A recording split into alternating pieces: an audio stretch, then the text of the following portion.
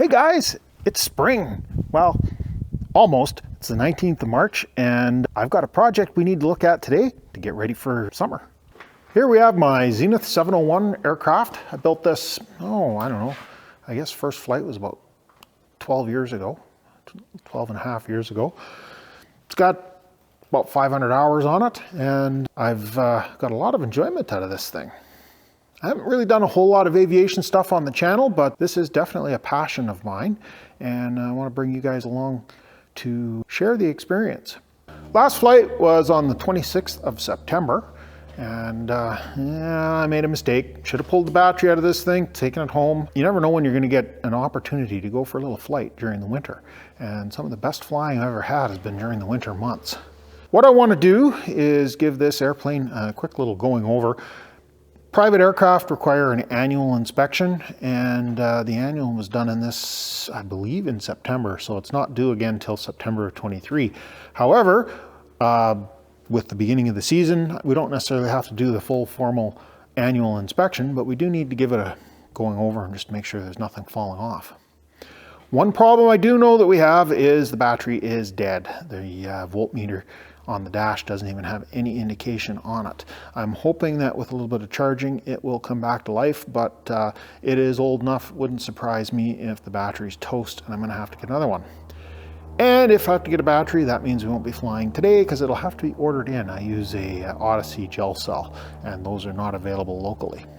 Step one for today, I think we need to get the hangar door cracked open, get a little bit more light in here.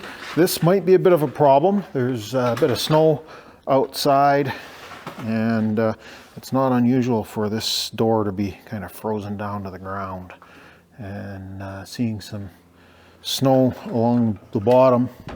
Definitely the door is frozen down. I got the worst of the snow dug out away from the hangar door, but we're still frozen down. Hopefully a little bit of sun beating down on it will break things loose. We won't call this hangar the most weather tight in the world.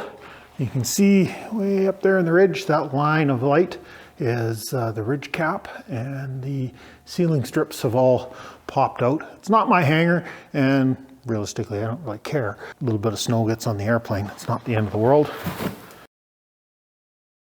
We've wiped the worst of it off. Got the little battery maintainer plugged in. That'll give it a slow trickle charge. The owner of the hangar doesn't keep power on all year round. It's basically the power is available if it's needed, and today it's needed. So we'll charge this up. It's not really cold in here, so hopefully the battery's not frozen. We have had a few reasonably warm days where the sun beating in on the tin building would have thawed things out a bit. So hopefully we're not stuck with a frozen battery. This is the box from the battery that was installed, and I don't see a date. Oh, date code 18187. So I'm pretty sure we can safely say that battery was made 2018.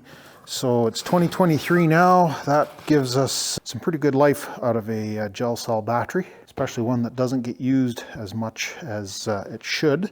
Unfortunately, the battery is not taking a charge. The battery tender is showing that it's completely charged, but when I unplug it, we're not showing any power on the voltmeter. So I'm pretty sure we got a frozen battery.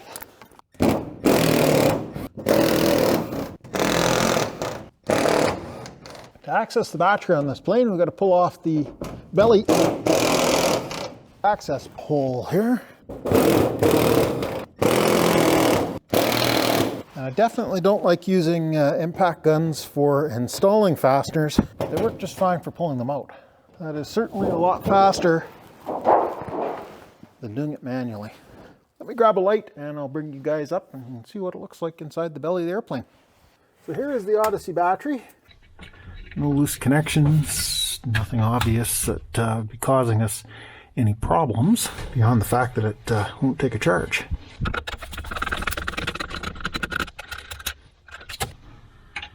As I suspected, 10 millimeters. I'll take the negative lead off first, although I don't think there's a whole lot of juice left in this battery, and promptly lose the star washer. That's alright. we'll be able to get it back as soon as we lift the battery out. Now if we touch the positive and something metallic, because we've disconnected the negative, we don't end up with a big spark. There's the battery disconnected. Now we got to lift it out of here. And unfortunately, it just fits.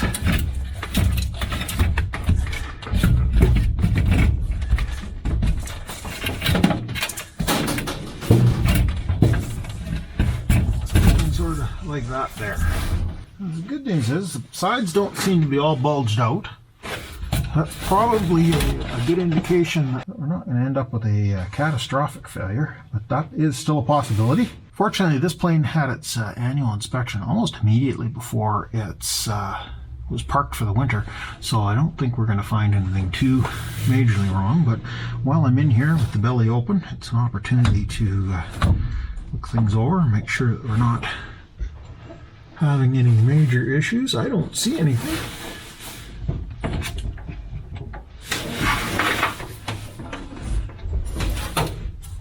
Controls appear to be good and snug, just like they're supposed to be. Turn around here and look up the tail and see if we see anything. That is up the tail cone. We've got our elevator cables, the bungee. Looks like it could do with a little bit more tightening. The bungee here is just to keep a little bit of tension on things. Rudder cables don't feel too bad. I don't see any loose wiring that I'm concerned about. I think we're good. Unfortunately, we're not going to get the airplane running today. I think we need to get this battery thawed out and see if it'll take a charge and then come back at it tomorrow.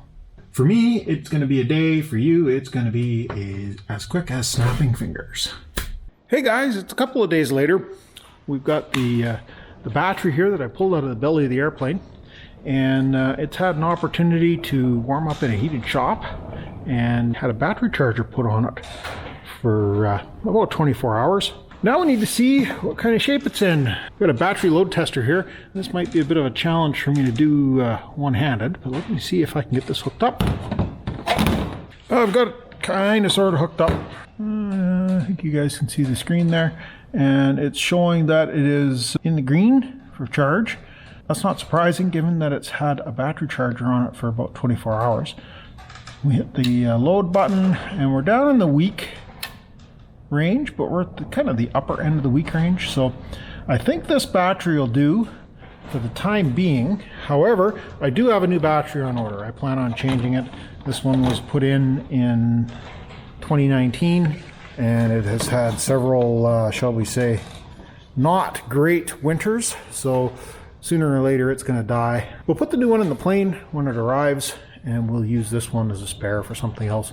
Probably would work in my side-by-side, or I'd probably come up with a good use for it around the garage. Anyways, we'll put this one in just for the time being. Unfortunately, the weather has gone south. We're getting a late winter or early spring storm coming in, and it's rather windy and nasty outside, so I don't think we want to try and push the airplane outside for a run up this evening. However, we'll get this battery put back in place, and then we'll pop the cowl off, give the engine compartment a quick going over, and take a look around inside the plane and see if anything is going to cause us any problems.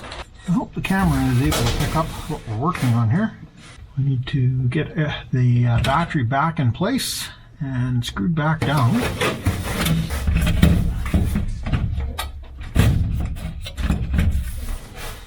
Well, I have to admit that is one of the easier times I've ever had putting this battery in.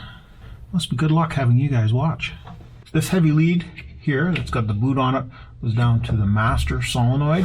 Aircraft electrical systems use an isolation solenoid with that's called the master, and if you drop your master offline, it isolates the battery from the electrical system, which is good if you're having an electrical fire or other electrical problem that don't want to continue.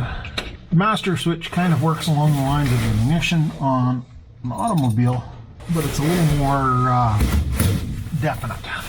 Well, everything looks good under here. I think we can lift you guys down out of the belly, and we can put the belly cover back in. Continue on with this little check.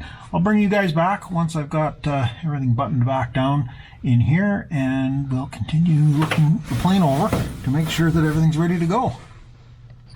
Now that we've got the belly pan back in place, we'll take the top cowl off here and have a look around. These are a cam lock type fastener. You can see the slot with the cam and the nose of the fastener. Up at the front we have a pin, and I need to go around to the other side to get the other fasteners out. All the fasteners are removed, and I don't know whether I can do this one-handed or not. Oh yeah, no problem.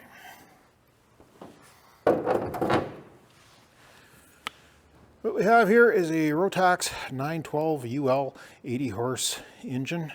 I don't see anything that is causing me any major concern. I could use a little bit more coolant, but I kind of knew that was the case. I've got a fresh bottle of Dex Cool, which is what we use in this engine. We'll fill it up to kind of this level here. I'm not really seeing anything here that is too concerning. I think we can dump a little bit of Dex Cool in there and call this ready to test run. Now we just need the weather to cooperate so that we can do it. Finally got the door open. It was a bit of a bear. It was kind of frozen in there pretty solidly. But a little chipping with an ice bar, and was able to get things out of the way. I have topped off the coolant reservoir that I mentioned the other day was a little on the low side. And now we're ready to put the cover back on. Let me bring you guys back when I'm ready to fire this thing up, and we'll take it for a little taxi and see how it's going to run. So what do you say, guys? Shall we give this a try? I think it'll start. Throttle all the way to idle. Choke out. Master on. And clear.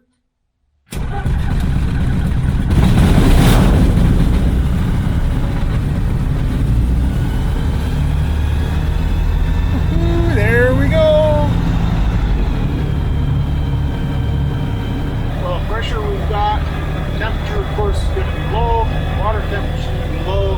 Fuel levels look good. We don't ever fly with full tanks. Your voltmeter shows good. Okay, let's let this thing warm up a little bit. We'll try doing a run-up.